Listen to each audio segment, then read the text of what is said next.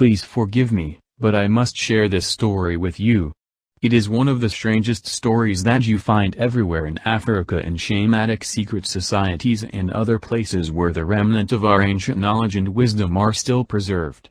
It is that, originally, the earth was covered by a very thick blanket of fog or mist. That people could not actually see the sun in the sky, except as a nimble of light. And they also saw the moon at night as a gentle claw of light in the sky, because there was this heavy mist. And the rain was always falling in a steady drizzle. There was no thunder, however. There were no storms. The world was thickly covered with great forests, great jungles, and people lived in peace on earth at that time. People were happy, and it is said, at that time, we human beings did not have the power of speech. We only made funny sounds like happy monkeys and baboons, but we did not have speech as we now have it. And in those centuries, people spoke to each other through their mind. A man could call his wife thinking about her, thinking about the shape of her face, the smell of her body, and the feel of hair as a woman. That a hunter would go out into the bush and call out for animals to come, and the animals would select one of their number which was old and tired, and this animal would offer itself to the hunter so that he may kill it quickly and take it as meat to his cave. There was no violence against animals. There was no violence against nature by human beings at that time. Man used to ask for food from nature. He used to come to a tree and think about fruit, and the tree would allow some of its fruit to fall to the ground, and man would take it. And then it is said, however, that when the Chitali came to earth, they arrived in terrible vessels which flew through the air, vessels which were shaped like great bowls and which made a terrible noise and a terrible fire in the sky. And the Chitali told human beings, whom they gathered together by force with whips of lightning, that they were great gods from the sky and that from now on they would receive a number of great gifts from the god. These so-called gods, who were like human beings, but very tall, with a long tail, and with terrible burning eyes, some of them had 2 eyes yellow, bright eyes, some had 3 eyes, the red, round eye being in the center of their forehead. These creatures then took away the great powers that human beings had. The power of speaking through the mind only. The power of moving objects with their mind only. The power of seeing into the future and into their past. The power to travel, spiritually, to different worlds. All of these great powers the Chitali took away from human beings, and they gave human beings a new power, now, the power of speech. But, human beings found, to their horror, that the power of speech divided human beings, instead of uniting them, because the Chitali cunningly created different languages, and they caused a great quarrel between people. Also, the Chitali did something which has never been done before. They gave human beings people to rule over them, and they said, "These are your kings, these are your chiefs. They have our blood in them. They are our children, and you must listen to these people because they will speak on our behalf. If you don't, we are going to punish you very terribly." Before the coming of the Chitali, before the coming of the Imbulu creatures, human beings were spiritually one. But when the Chitali came, human beings became divided, both spiritually as well as by language. And then, human beings were given strange new feelings by the Chitali. Human beings started to feel unsafe, and so they started making villages with very strong fences of wood around them. Human beings started becoming country makers. In other words, they started creating tribes and tribe lands, which had borders, which they defended against any possible enemy. Human beings became ambitious and greedy, and they wanted to acquire wealth in the form of cattle and seashells. They hide in deep cavities underground, because they are always feeling cold. In these cavities, we are told, there are huge fires which are kept going by slaves, human, zombie-like slaves. And, it is further said that these Zuzwanzi, these Imbulu, or whatever you choose to call them, are not capable of eating solid food. They either eat human blood, or they eat that power, the energy that is generated when human beings, on the surface of the earth, are fighting and killing each other in large numbers. Now, there is another thing, sir, it is that one of the things that the Chitali like to do in their underground caves, where many fires are always kept ablaze, we are told, is that when a Chitali gets sick and starts to lose a large area of skin on his body, it is said that there is a disease that the Chitali suffer from which causes them to lose large areas of their skin, leaving only raw flesh. The idea that far back in the ancient world there were just primitive people is utterly, utterly ludicrous.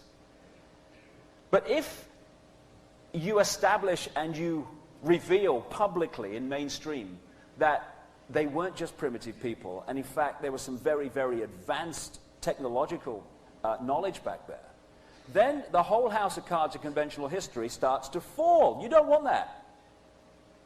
As George Orwell said in his book 1984, words to the effect, he who controls history controls the present, and he who controls the present controls history. In other words, if you control the writing of history, you can give people a false fix of where they've come from, therefore giving them a false fix of where they are.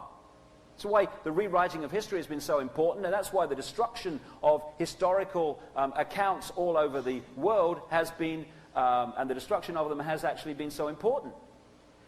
So I started to go back, and when you realize that back in the ancient world was phenomenal knowledge as well as no knowledge, suddenly some questions start to be answered, some mysteries. And mysteries are very important, you know. It's great mysteries, because if something comes to light that demolishes your version of life or history, and you say, well, if that's true, mate, what about that? You go, it's a mystery. It's lovely. I just keep it. It's a mystery. Oh, it's a mystery. And you leave it there, because then you can concentrate with your vision of life. And so one of the things that I hear from the academics is that there was just these primitive people in the ancient world. The question, therefore, is, who built these buggers then? Simple question. What the academics say, you'll say, because, you know, we academics also.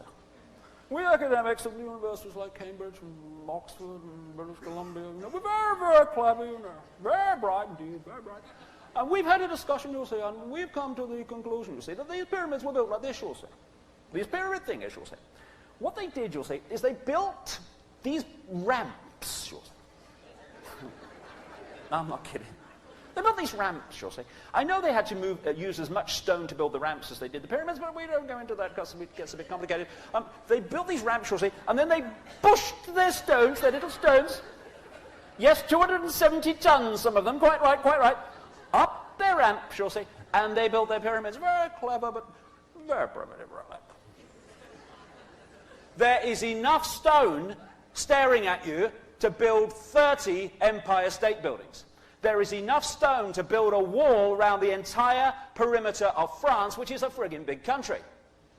There's enough, or the stone in the Great Pyramid weighs around 6.5 million tons.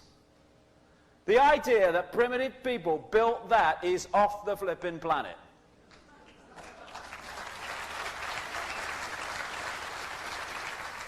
This is Peru, right? 440 tons this sodding thing is. I mean, Bill and Fred down the builder's yard have moved that in, haven't they? Oh, come on, Fred, bit more. 440 tons. And when you look at the way that these ancient structures all over the world, and interestingly, the older the structure, the more amazing it is. Obviously, some knowledge was lost the nearer we got to the modern world. I mean, I've only seen some of these documentaries recently, which is not exposing the manipulation, but just looking and asking the question, who the hell built these things? But they've shown that this phenomenal workmanship and the techniques are found all over the world. There was some kind of global knowledge way back in the ancient world. I mean, you know, Fred and Bill have hit this with an hammer, haven't they? Look at it. I mean, it's just magnificent. That's just one stone. This is a place called Baalbek in the Lebanon. To build this, they had to put 3 chunks of stone, they're called the trilithon, each of which weigh 800 tons in this structure, and this one's 20 foot high up in a wall. There's another one that's 1,000 tons, which, so I read, is about 3 jumbo jets. Primitive people did this. When you keep going through, this is, if it bloody changes. Someone sent me this. This is from a temple in Egypt, an ancient piece of artwork.